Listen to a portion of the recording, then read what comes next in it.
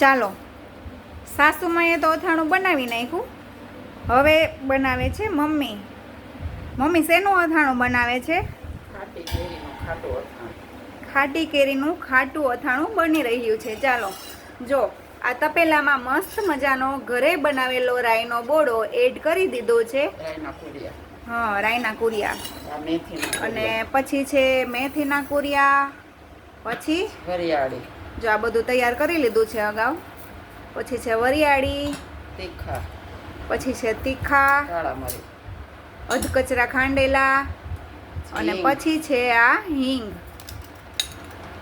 હિંગ ચડિયાતી નાખવાની. હા, હિંગ ચડિયાતી નાખવાની. પછી છે હળદર. પછી હળદર નાખવાની. પછી નાખવાની છે લાલ મરચું. લાલ મરચું નાખવાનું છે. આ બધું મિક્સ કરી અને પછી નાખવાનું છે તેલ. આ છે ગાજરની ચીર. ગાજરની ચીર હોય ને, પહેલાં સૂકવી નાખવાની. આવી રીતે ચીર કરી અને પછી સૂકવી નાખવાની. અને પછી જ્યારે પણ અથાણું બનાવવું હોય ને, ત્યારે એમને ખાટા પાણીમાં પલાળવાનું, એમ ને. અને પછી આ છે ગાજરનું ખમણ. એમને પણ એવી જ રીતે કરવાનું. ગાજર ખમણી અને એમને સૂકવી દેવાના. અને એ તો તમારે જોઈએ ત્યારે યુઝ કરી શકો. જ્યારે અથાણું બનાવવું હોય ને, ત્યારે એમને પલાળી દેવાના ખાટા પાણીમાં. અને આ છે કેરી. કેરીને હળદર મીઠામાં પલાળી દીધી હોય અને પછી એક રાત રાખી અને બીજે દિવસે સૂકવી નાખવાની. સવારમાં પલાળી હતી ને આજે મમ્મી? સાંજે પલાળી હતી. સાંજે પલાળી હતી અને બીજે દિવસે 6-1 વાગે અથાણું બનાવીએ છીએ. એટલે તમે એક દિવસ ને એક રાત રાખી શકો એમને. અને આ છે ગુંદા. એમને પણ બાફી અને સૂકવેલા હતા. અને સૂકવેલા ગુંદાને પણ તમે આ ગાજરની જેમ જ યુઝ કરી શકો છો ગમે ત્યારે. સૂકવેલા ગુંદાને કેરીના પાણીમાં પલાળી અને પછી જો આ પોચા થઈ જાય ને, એટલે તમે યુઝ કરી શકો અથાણા માટે. તો ચલો, અહીંયા છે ને આ બધું મિક્સ થઈ ગયું છે. અને હવે કંઈક ભૂલાઈ ગયું હશે એટલે લેવા ગયા છે મમ્મી.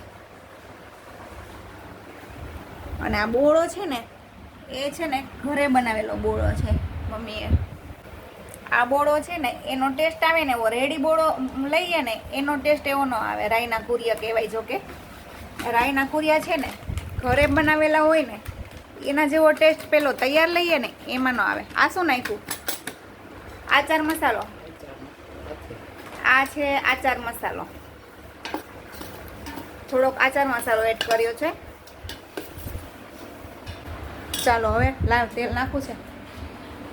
ચાલો હવે તેલ નખાઈ રહ્યું છે. તેલ તો જાજુ જ નાખવું પડે, કેમ કે તેલ વગર તો અથાણું બગડી જાય. આ તેલ છે ને ગરમ કર્યું હતું એકદમ, અને પછી ઠંડુ કર્યું છે. થોડું થોડું ગરમ હોય ને ત્યારે એમને એડ કરી દેવાનું. આમાં લોવિંગ ને એવું ન હોય.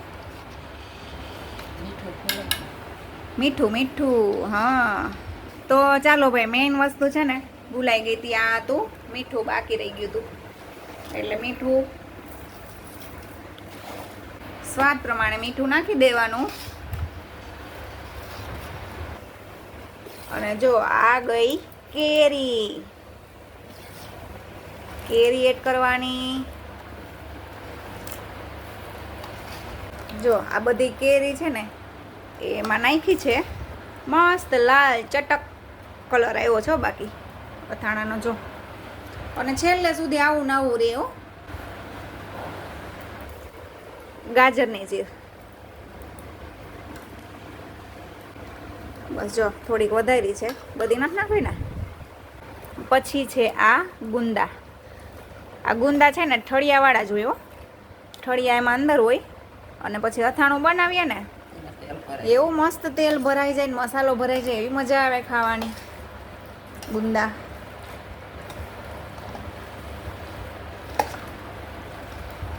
હવે ખમણ બાકી છે ને, હાલો ખમણ દઉં, નાખો ને. જા, ખમણનો ટેસ્ટ તો બહુ મસ્ત આવે, કેમ કે ખાટું થઈ ગયું હોય ખમણ. કેરીના પાણીમાં પલાળેલું હોય ને તો તમને એમ થાય કે કેરી ખાવ છો, એવું મસ્ત ખમણ હોય. સવારમાં ભાખરી સાથે ખાવાની બહુ મજા આવે. આ અથાણું છે ને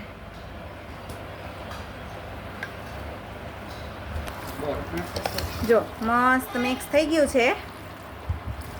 અને જાડું મીઠું નાખ્યું છે ને એટલે ગળતા થોડોક ટાઈમ લાગશે, પછી સરસ ટેસ્ટ આવશે. ચડી જશે બધું મીઠું અને બધો મસાલો એકદમ કેરી ગાજર એ બધું હોય ને એમાં ચડી જાય અને એનો ટેસ્ટ વધી જાય. બહુ સરસ લાગે.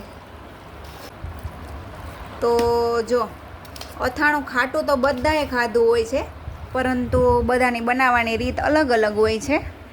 અને આવું ગાજરના ખમણવાળું અને ચીરુંવાળું તો કોઈક જ બનાવતા હશે, કેમ કે ખાટા અથાણામાં કોઈ ના નાખતા હોય ગાજરની ચીર. ગળિયામાં ઘણાય નાખતા હોય, પણ આ ટેસ્ટ બહુ સરસ આવે છે આનો. તમે ટ્રાય કરજો એકવાર. તો ચાલો, જેને ખાવું હોય એ આવી જાજો ચેતનાબેનનું અથાણું. અને જો વિડીયો સારો લાગ્યો હોય તો કમેન્ટ કરવાનું ભૂલતા નહીં. Thank you.